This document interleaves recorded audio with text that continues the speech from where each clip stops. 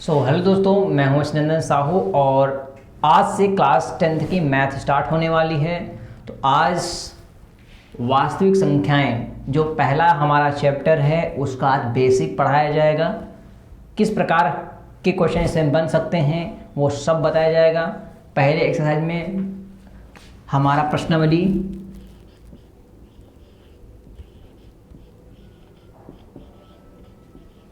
प्रश्नावली 1.a से किस प्रकार के क्वेश्चन बनेंगे ये हम पूरा डिटेल में डिस्कस करेंगे आज हम।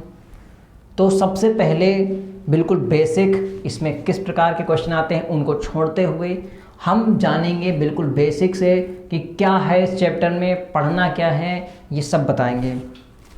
चलिए शुरू करते हैं। सबसे पहले हम जानते हैं कि वास्तविक संख्याएं क्या हैं, जिसको इंग्लिश में बोलते हैं रियल नंबर। बिल्कुल धीमे धीमे से पढ़ेंगे हम वास्तविक संख्याएं। तो वास्तविक संख्याओं को जानने से पहले अगर हमको छोटी छोटी चीज़ें नहीं पता हैं तो वो अगर हमको पता होंगी तभी हमको वास्तविक संख्या समझ में आएगा। जैसा कि आपको बताया था हम बिल्कुल बेसिक से पढ़ाएंगे, क्या क्या होता है पूरी डिटेल से नोट्स बनाते जाइए आज से। तो सबसे पहले हमारा आता है प्राकृतिक संख्या।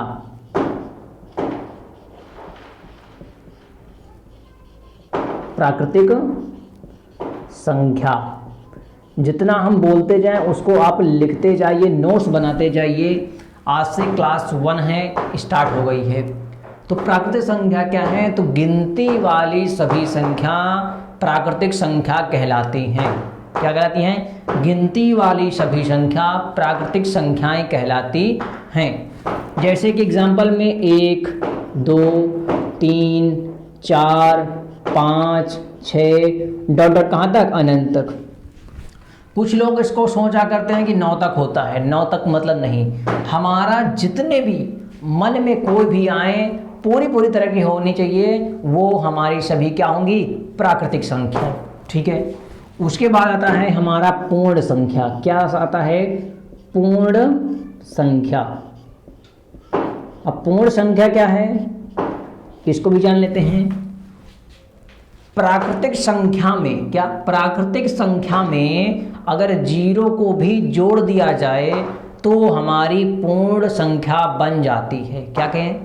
प्राकृतिक संख्या में अगर हम 0 को भी जोड़ दें तो वो हमारी पूर्ण संख्या बन जाती है। जैसे एग्जाम्पल दिए जहाँ तक था तो यहाँ पर हम केवल 0 जोड़ दिया, बस बाकी वही रहेगा। 1, 2, 3, 4, 5, 6 डॉट डॉट डॉट कहाँ तक? अनंत तक। इसको बोलते हैं अनंत। ये हो गया पूर्ण संख्या, हो गया प्राकृतिक संख्या, हो गया पूर्ण संख्या, हो गया। सभी की नोट्स बनाते जाइए, लिखते जाइए उसके बारे में डिटेल में। अभी जो परिभाषा हम बता रहे हैं उसको भी लिखते जाइए। तीसरी परिभाषा आती हमारी, क्या आती है? पूर्णांक। क्या आती है? पूर्णांक। पूर्णांक संख्या ये सबसे जरूरी होता है क्योंकि कई बार आपके क्वेश्चन में रिपीट होगा ये। पूर्णांक संख्या क्या होती है? ऐसे जैसे आपका चिन्ह होता है तो यहाँ पर प्लस वाली संख्या और माइनस वाली और 0 को, तीनों को अगर जोड़ दिया जाए तो हमारी क्या बन जाती है? पूर्णांक संख्या। देखिए इधर हमारी प्लस की होती है ना, प्लस का 1, 2, 3, 4 डॉट डॉट डॉट कहाँ तक? अनंत तक। और इधर की होती है माइनस का 1, माइनस का 2 और माइनस का 3, माइनस का 4 डॉट डॉट, ये भी कहाँ तक? माइनस का अनंत तक। इधर की प्लस की, इधर की माइनस की, प्लस में 0 भी है, अगर तीनों को जोड़ दिया जाए वो हमारी क्या हो जाएंगी? पूर्णांक संख्या। ठीक है। उसके बाद अगर आ जाता है ऋण पूर्णांक। क्या है? तो -1 से लेकर कहाँ तक? अनंत तक, वो हमारी हो जाएंगी ऋण पूर्णांक।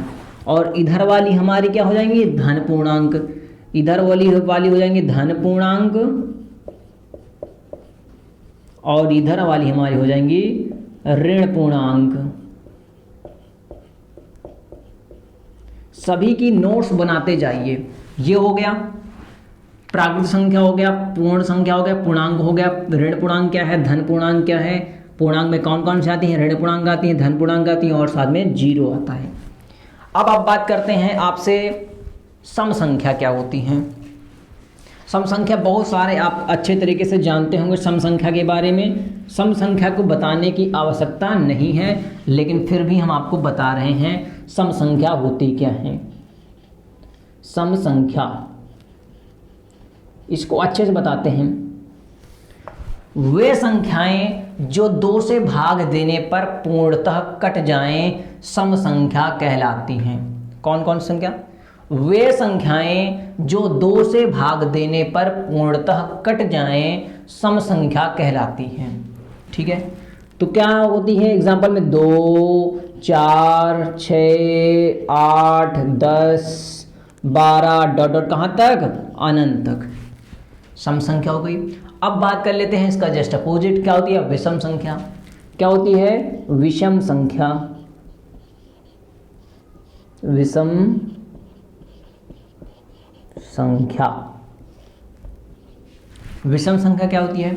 अभी देखो सम संख्या 2 से भाग देने पर कट जा रही थी, लेकिन अब क्या होगा विषम संख्या में? वे संख्याएं जो 2 से भाग देने पर पूर्णतः ना कटे विषम संख्या कहलाती हैं। फिर सुन लीजिए, वे संख्याएं जो 2 से भाग देने पर पूर्णतः ना कटे विषम संख्या कहलाती हैं। जैसे तुम्हारा 1, 3, 5, 7, 9, 11, 13 डॉट डॉट कहाँ तक? अनंत तक। ठीक है, अब लास्ट में और बात कर लेते हैं भाज्य और अभाज्य संख्या। भाज्य संख्या ये आपको बहुत जरूरी है, इसको साथ में लिख दें अभाज्य संख्या।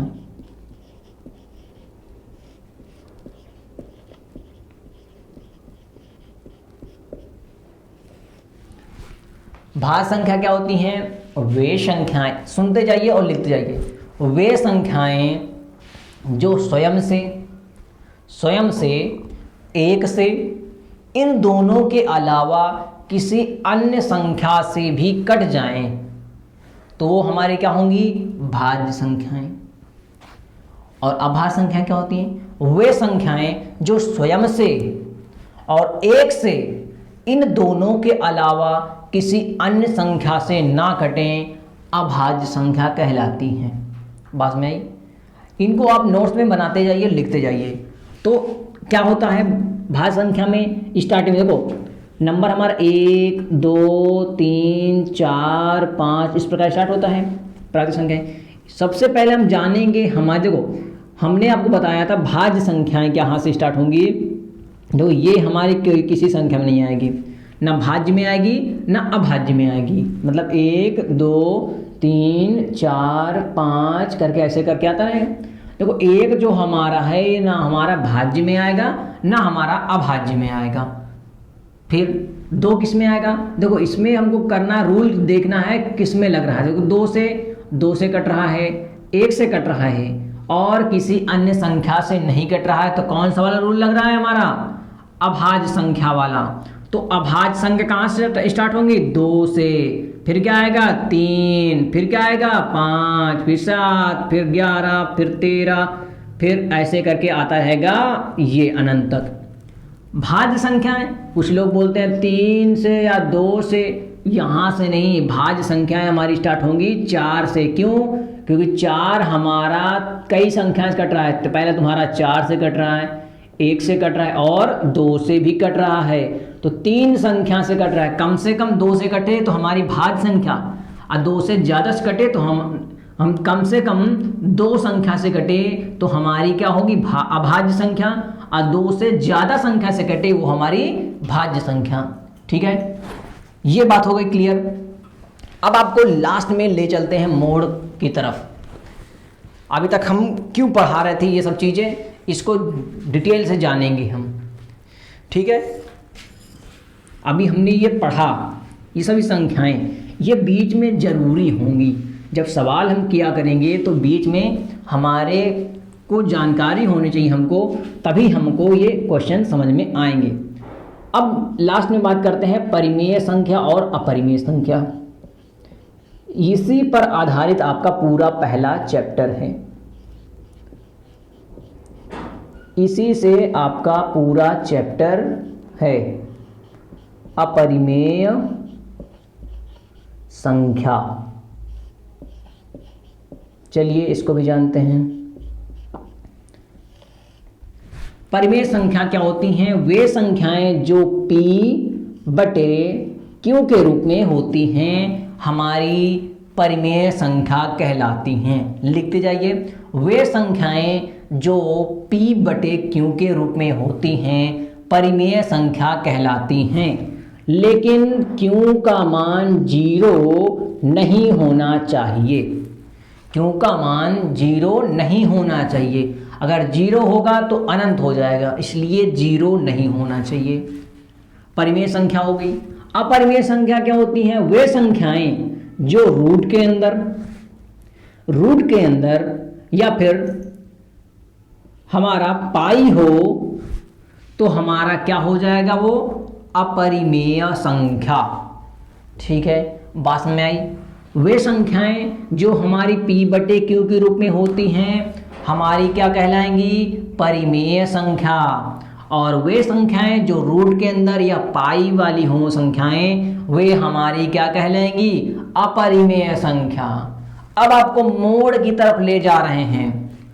हमने परिमेय संख्या पढ़ा, अपरिमेय संख्या पढ़ा, उसके पहले डिटेल में बाकी क्वेश्चन पढ़े, सम संख्या, प्राकृत संख्या, विषम संख्या, पूर्णांक संख्या, वो सब किसके कैटेगरी में आएंगी? परिमेय संख्या की कैटेगरी में। ये सबसे अलग है। ठीक है, इसके कैटेगरी में बहुत सारी बता चुके हैं। अभी जितने भी बता रहे थे वो इस कैटेगरी की बता रहे थे, इनके परिवार वालों को बता रहे थे। इनका परिवार कुछ नहीं है, इनके परिवार में केवल 2-3 लोग आते हैं बस। अब वो ये है। परिमेय संख्या के बारे में सब पढ़ा हमने अभी, अपरिमेय संख्या के बारे में इतना ही होता है। अब यहां से मोड़ लेगा। परिमेय संख्या और अपरिमेय संख्याओं को ही वास्तविक संख्या कहते हैं, वास्तविक संख्याएं कहते हैं। परिमेय संख्याएं और अपरिमेय संख्याओं के मिश्रण को ही वास्तविक संख्याएं कहते हैं। वास्तविक संख्या में जितने भी संख्याएं होंगी वो सब हमारी वास्तविक संख्याएं मतलब रियल नंबर में आ जाएंगी।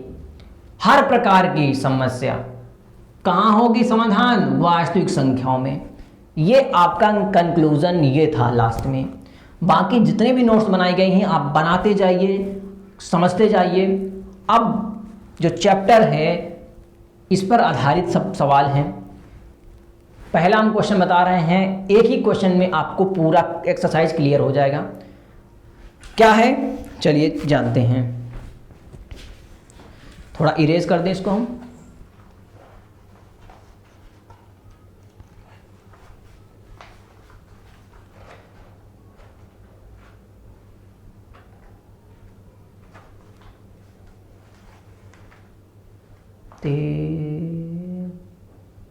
पहला क्वेश्चन हम बताएंगे। क्वेश्चन लिख दें 130 280। अभी इसको बताएंगे। चलिए अब डिटेल में पढ़ते हैं। तो इसमें आपका सबसे पहले आएगा क्वेश्चन में रहेगा कि यूक्लिड विभाजन का प्रयोग करके, किसका? यूक्लिड विभाजन प्रमेयिका का प्रयोग करके HCF निकालिए। किसका? यूक्लिड विभाजन प्रमेयिका।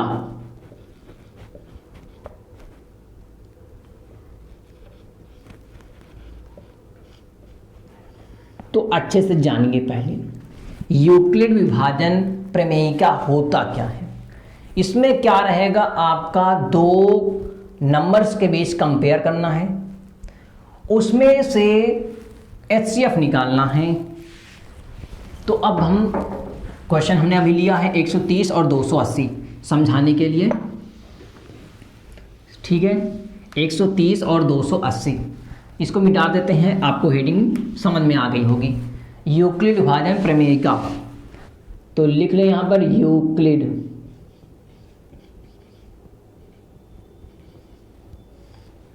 विभाजन।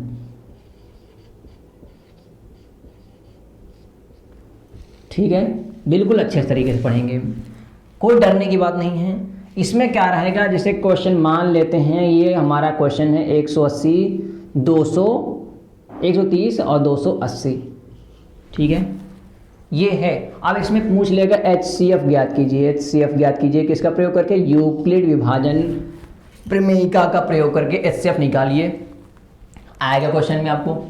तो करना क्या होता है, इन दोनों में से आपको HCF निकालना है। तो HCF निकालने के कई तरीके होते हैं, वो हम नहीं इसमें बताएंगे। क्यों नहीं बताएंगे, क्योंकि HCF हमको केवल यूक्लिड विभाजन प्रमेयिका का प्रयोग करके ही इसमें निकालना है, तो हम उसी की चर्चा करेंगे हम। तो कैसे करना है, सबसे पहले आपको छांटना क्या है, इसमें सबसे बड़ी संख्या। तो आपको छांटने में दिक्कत होगी नहीं। 130 बड़ा है कि 280, तो आपको बिल्कुल क्लियर है कि 280 हमारा बड़ा है। तो 280 बड़ा है, जो बड़ा होता है उसको हम इसके अंदर लिखते हैं। कहाँ पर, इसके अंदर 280। और जो छोटा होता है उसको हम बाहर लिखते हैं। ठीक है, अब हम भाग देते हैं। 130 का भाग इसमें देंगे, कितनी बार जाएगा, 2 बार जाएगा। कितनी बार जाएगा, 2 बार जाएगा। तो आ जाएगा तुम्हारा 13 में 26, मतलब 260। ठीक है, अब घटाएंगे तो भाग ही देना, कुछ करना नहीं है। घटाएंगे 0, 8 में से 6 गया 2, 2 में से 2 गया 0, कितना आया 20, शेष कितना आया 20। अब 20 का भाग हम करेंगे किसमें, 130 में, क्योंकि इसका भाग दिए हैं तभी शेष आया ना। जिससे शेष आए उसी को उसी पे भाग देना है। 130 आया। अब ये कितनी बार जा रहा है, ये हमारा इसमें अगर भाग देंगे तो हमारा जा रहा है 6 बार। कितना, 20 छंगा 120, तो हमने 120 लिखा। ठीक है, 0 से 0, 3 में से 2 गया 1, 1 से 1 गया 0, कोई बात नहीं। अभी भी शेष नहीं आ रहा है, मतलब 0 नहीं आ रहा है, यहाँ पर 10 आ रहा है शेष, तो शेष नहीं आना चाहिए। अब क्या करेंगे हम, 10 का भाग 20 में देंगे। किस में देंगे हम, 20 में देंगे। तो 10 का भाग अगर 20 में देंगे कितनी बार जाएगा, 2 बार जाएगा। तो 10 दूनी 20, और ये 20 से 20 गया 0। अब लास्ट में समझो, जिस संख्या से भाग देने पर शेष फल 0 आ जाए वही हमारा क्या होता है, HCF। बताओ समझ में आया, किससे भाग देने में आया है, 10 से भाग देने पर आया, तो आंसर क्या हो जाएगा 10। बात में आई, जिस संख्या से भाग देने पर हमारा शेषफल 0 आए वही हमारी क्या हो जाएगी, HCF। ठीक है, अब इसको डिटेल तरीके से पढ़ते हैं। ये हमने पढ़ाया रफली तरीका, ये हम क्वेश्चन जब करेंगे तो इसको साइड में रफ में कर लेंगे, तो हम इसको हम कन्वर्ट कैसे करेंगे तो ये हम जानेंगे। हमने बताया इसको करना क्या है, HCF हमारा 10 आया है, तो स्टेप के हिसाब से हम लिखेंगे। पहले स्टेप में क्या हुआ है, 280 था, तो 280 को कन्वर्ट किया किस में किया है, तो 280 को हम 130 से हम गुणा कराएं 2 में, तो आया शेषफल कितना 20, तो हमने यहाँ पर 20 लिखा। दूसरे स्टेप में हमारा क्या किया है, सब स्टेप लिखना है, तो कितना था 130, क्या था 130 इक्वल में 130, तो कितने से किया है भाग, 20 से। कितनी बार गया है, 6 बार। शेषफल कितना आया है 10, तो 10 लिखेंगे। अब दोबारा क्या कितना में किया है 20 से, तो स्टेप 3 में हम करेंगे 20 से भाग दिया है 20 में, तो कितना आया है 20 का 10 से किया है 2 बार गया है, तो 10 से किया है 2 बार गया है, शेषफल कितना है 0, तो हमारा यहाँ लिख देंगे HCF इक्वल कितना 10।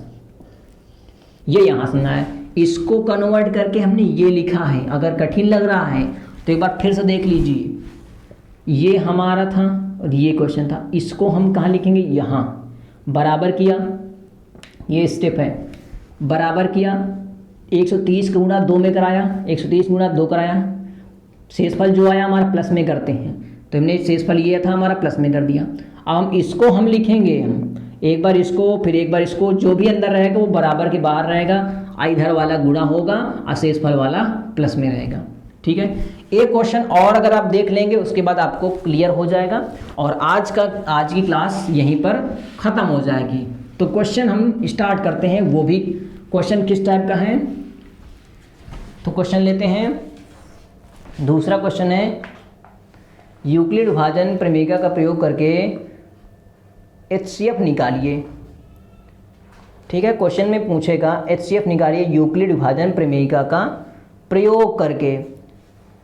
तो 420 और 130, क्वेश्चन है 420 और 130, 420 और 130, ये हम इसकी सहायता से क्या निकालना है, HCF निकालना है। अगर मज़ा आ रही है क्लास पढ़ने में तो कमेंट में कर दीजिए कि सर बहुत मज़ा आ रहा है, तो हमको भी प्रोत्साहन मिलेगा, हमको जोश मिलेगा, कि मोटिवेशन मिलेगा कि हाँ नहीं हम पढ़ा रहे हैं तो बच्चों को समझ आ रहा है। तो इसलिए कमेंट ज़रूर कर दीजिए कि सर आज की क्लास बहुत अच्छी लगी। जो भी कमेंट जो लगा आपको वो कमेंट कर सकते हैं। तो करना क्या है, आपको इसमें दोनों में से देखना, सबसे छोटी संख्या क्या है 130, तो 130 को कहाँ लिखेंगे, बाहर लिखेंगे, और जो बड़ी है अंदर 420। भाग देना है तो 130 का भाग इसमें कितने बार जाएगा, 3 बार जाएगा, 39 3 बार जाएगा, तो क्या आएगा 390। ठीक है, तो अब इसे हम घटाएंगे, 0 में से 0 गया 0, ये 12 में से 9 गया, कितना बचेगा 3, और ये हासिल दे दिया 30 बचा। अब हम क्या करेंगे, हम देखो पहला स्टेप भी लिखते जाओ, चलो कोई बात नहीं, स्टेप फर्स्ट में लिखेंगे। पहले हम 420, तो 420 इक्वल, देखो 130 से गुणा कितने में कराया 3 में, तो 130 गुणे 3, और शेषफल कितना आया 30, तो 30 लिख दिया। दूसरा स्टेप में क्या करना है, ये बनाना है और इसका भाग इसमें देना है, तो 130 कितनी बार जाएगा, 4 बार जाएगा, तो 4 गुणा कराया 120 आया, कितना बचेगा 10। स्टेप लिख दो फिर से, 130 कहाँ रहेगा, किनारे, स्टेप सेकंड में हमारा क्या रहेगा, 130 बराबर कितना बार गया है, 30 का भाग दिए हैं 4 में, तो 30 गुणे कितना 4, और शेषफल कितना आया 10, तो 10 लिखा। स्टेप सेकंड में इसका भाग किसमें करेंगे 30 में, कितनी बार जाएगा 3 बार, तो क्या आ गया शेषफल 0। तो किससे भाग देने पर 0 आया है, 10 से, तो आंसर क्या आ जाएगा 10। तो इसको भी स्टेप लिख देते हैं, स्टेप थर्ड। ठीक है, तो थर्ड में क्या है 30 इक्वल 10 से भाग देने पर 3 बार गया है, 10 से भाग दिया हमने, कितनी बार गया 3 बार, प्लस में क्या है 0, तो हमारा यहाँ पर लिख देंगे HCF इक्वल कितना 10। ये हमारा हो गया आंसर। देखिए ये है यूक्लिड विभाजन प्रमेय का। हमको बहुत आसान लगता है, मान लो अगर, तो हम इसको बहुत अच्छे से लगा पाएंगे। अगर नहीं लगता है तो कोई बात नहीं, हमने आपको ऐसे बताया है किस प्रकार लगेगा। जैसे जैसे क्वेश्चन आएंगे आपको और बढ़िया तरीके से आएगा, क्योंकि पहले एक्सरसाइज में इस प्रकार के बहुत सारे क्वेश्चन हैं। सभी क्वेश्चन की प्रैक्टिस हम करवाएंगे, आप टेंशन ना लीजिए। अगर आपको ये वीडियो अच्छा लगा है, क्लास अच्छी लगी है, तो जो भी इस क्लास से इंटरेस्टेड हैं, क्लास 10 की मैथ पढ़ना चाहते हैं, तो उन दोस्तों को आप शेयर कर दीजिए ताकि वो भी इसका फ़ायदा उठा सकें। तो तब तक के लिए बाय बाय, कल फिर मिलेंगे एक नई क्लास के साथ। तब तक के लिए बाय।